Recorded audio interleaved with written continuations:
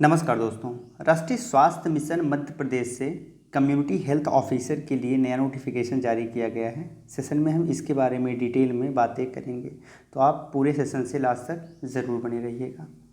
चलिए देख लेते हैं। तो बेसिकली यहाँ पर सबसे पहले देख लेते हैं शैक्षिक योग्यता।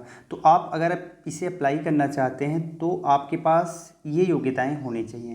पहला, आपके पास बीएससी नर्सिंग का कोर्स होना चाहिए।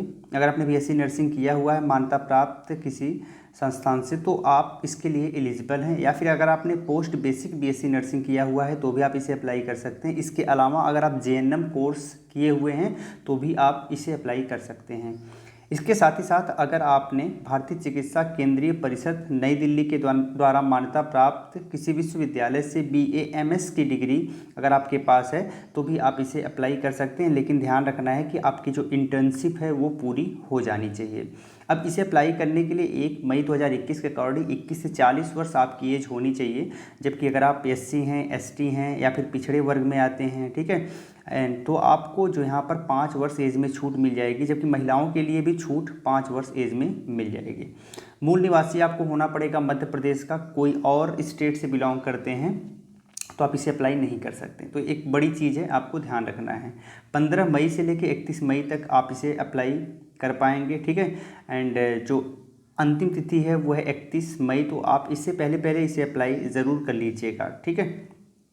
अब एक चीज़ ध्यान रखना है, अगर आपका सिलेक्शन हो जाएगा तो आपको एक सर्टिफिकेट कोर्स करवाया जाएगा, सर्टिफिकेट इन कम्युनिटी हेल्थ।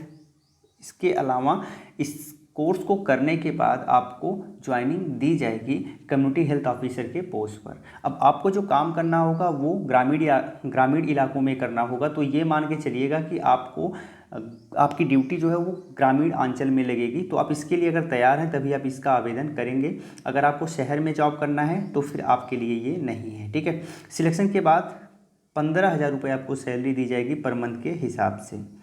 चलिए, अब इसे कौन अप्लाई नहीं कर सकता? तो अगर आपने इनमें से कोई भी डिग्री किसी मुक्त विश्वविद्यालय से ली है तो आप इसे अप्लाई नहीं कर सकते, ठीक है। या फिर अगर आपने डिस्टेंस लर्निंग प्रोग्राम किया है तो आप इसे अप्लाई नहीं कर सकते। तो ये भी चीज़ें आपको ध्यान रखनी है। चलिए, कुछ और चीज़ों को हम यहाँ पर समझ लेते हैं। जो आपका एग्ज़ाम होने वाला है इसके सिलेक्शन के लिए, ठीक है, वो ऑनलाइन होगा, ठीक है। ऑनलाइन होने के साथ ही साथ आपको यहाँ पर 33% जो सीटें हैं वो महिलाओं के लिए आरक्षित की गई हैं। आप यहाँ पर देख सकते हैं लिखा हुआ है कि अगर आपने बीएससी नर्सिंग इग्नू से किया है तो मान्य नहीं होगा, भोज विश्वविद्यालय से किया है तो मान्य नहीं होगा। वहीं अगर आपने डिस्टेंस लर्निंग प्रोग्राम से बीएससी नर्सिंग किया है तो भी मान्य नहीं होगा, तो अप्लाई नहीं कर सकते। तो ये चीज़ें आपको बहुत ही क्लियर हो जानी चाहिए। अगर आपके पास इस प्रकार की योग्यताएं हैं तो आप इसके लिए एलिजिबल नहीं हैं, ठीक है। आवेदन करने के लिए आपको जाना पड़ेगा इसकी ऑफिशियल वेबसाइट पे www.sams.co.in। तो यहाँ से जाके इजीली आप इसे अप्लाई कर सकते हैं, ठीक है। एप्लीकेशन केवल ऑनलाइन ही लिया जाएगा, ऑफलाइन एप्लीकेशन यहाँ पर मान्य नहीं होगा, ठीक है। कुछ सर्टिफिकेट भी आपको दिखाने पड़ेंगे, यहाँ पर देख सकते हैं ये सारे सर्टिफिकेट हैं, आप एक बार चेक कर लें। इसके साथ कुछ और चीज़ों को हम यहाँ पर समझने का प्रयास करते हैं। आपके सिलेक्शन के लिए जो एग्ज़ाम करवाया जाएगा वो strategic alliance management service private limited SAMS के द्वारा करवाया जाएगा। जो एग्ज़ाम होने वाला है वो ऑनलाइन होगा, ठीक है। साथ ही 100 मार्क्स के मल्टीपल चॉइस क्वेश्चन पूछे जाएंगे, यानी MCQs टाइप के क्वेश्चन पूछे जाएंगे, जिनमें 4 विकल्प होता है और एक सही विकल्प का आपको चुनाव करना होता है। अगर आप कोई क्वेश्चन का उत्तर दिए हो और वो क्वेश्चन आपने गलत आंसर किया है तो उसके लिए कोई नेगेटिव मार्किंग यहाँ पर नहीं है, तो ये आपके लिए एक प्लस पॉइंट हम कह सकते हैं है, ठीक है। साथ ही 2 घंटे के टाइम में आपको ये पेपर सॉल्व करने होंगे, ठीक है।